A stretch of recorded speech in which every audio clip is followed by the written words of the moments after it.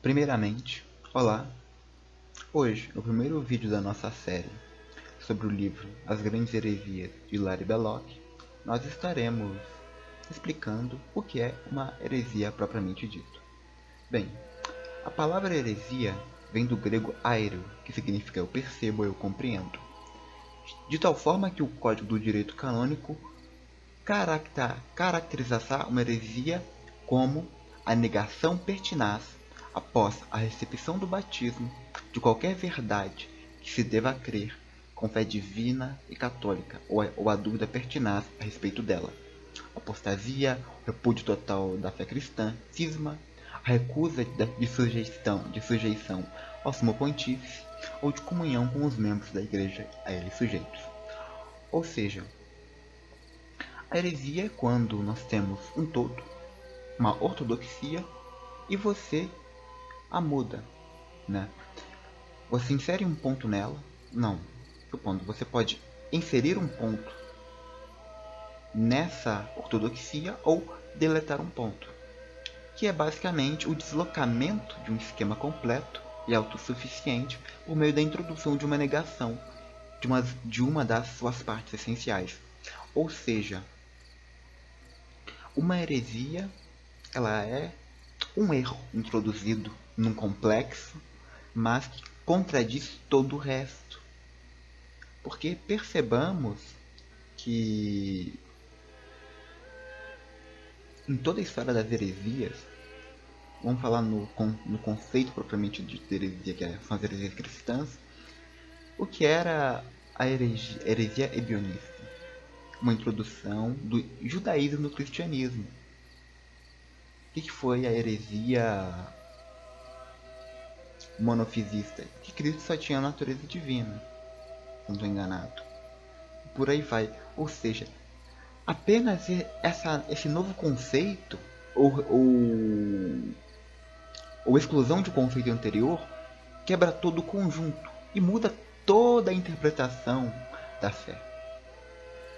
E para os que não conseguiram entender, usarei o exemplo do conceito de ciência no início do século XX, pois, para os cientificistas, tudo que fosse considerado milagre, né, naquela época, todo escrito que fosse considerado milagre era devidamente descartado. Mas supomos que chegue um novo estudioso que fale. Ora, certo, um livro ele pode ter citações de milagres, mas não estar à mercê do erro. De tal forma, essa nova colocação feita por esse indivíduo será taxada como heresia, pois contradiz um sistema ortodoxo. Compreendem? E, reforçando um ponto antigo, eu devo ratificar que uma heresia nunca é a negação completa da fé, mas sim a negação de um ponto que afeta todas as outras partes. O arianismo, por exemplo, falava, que Cristo não era Deus. Ele era uma grande criatura de Deus. Era a criatura que tinha natureza divina, mas não chegava a ser Deus. Isso destrói todo o cristianismo. Todo. Pois, Cristo não sendo Deus, não existe Santíssima Trindade. Não existindo Santíssima Trindade, nós estamos num unitarismo islâmico ou judaico. Como também tenhamos como exemplo a heresia muçulmana. O que é heresia muçulmana? É uma heresia que cresce dentro... Não no sentido, mas ele cresce dentro da intelectualidade cristã. O islamismo ele tem influências do cristianismo, mas cresce fora da igreja católica e formula sua própria religião. Entenderam o que é o conceito de heresia? Mas, fora o conceito, nós temos que saber qual que é a importância da heresia no contexto histórico europeu, que é a mãe de todas as nações. Bem, a heresia ela é uma consequência dessa deturpação da ortodoxia, mas que no contexto europeu exerceu importante influência. Na realidade, a maior influência da história europeia são as heresias.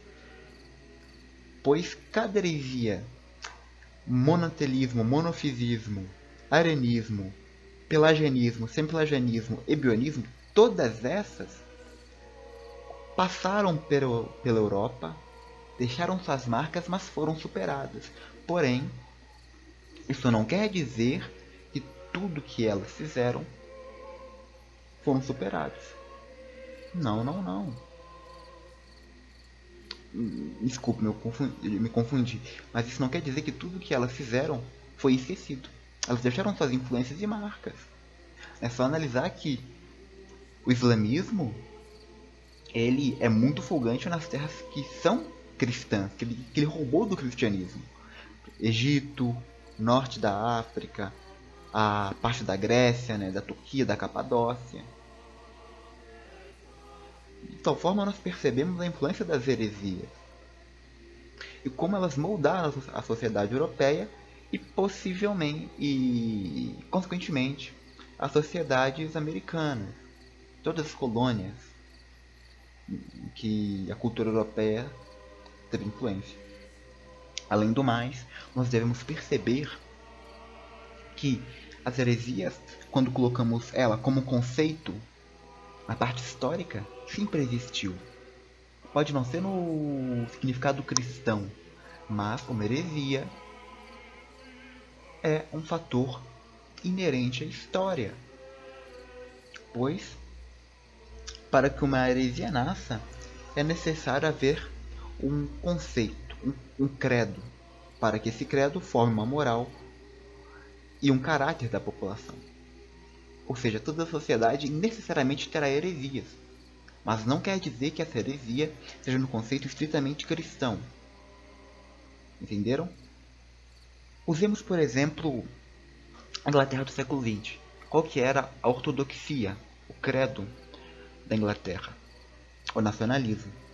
Quando é introduzido na sociedade europeia, pós as grandes guerras, uma destruição desse nacionalismo, nós temos uma heresia.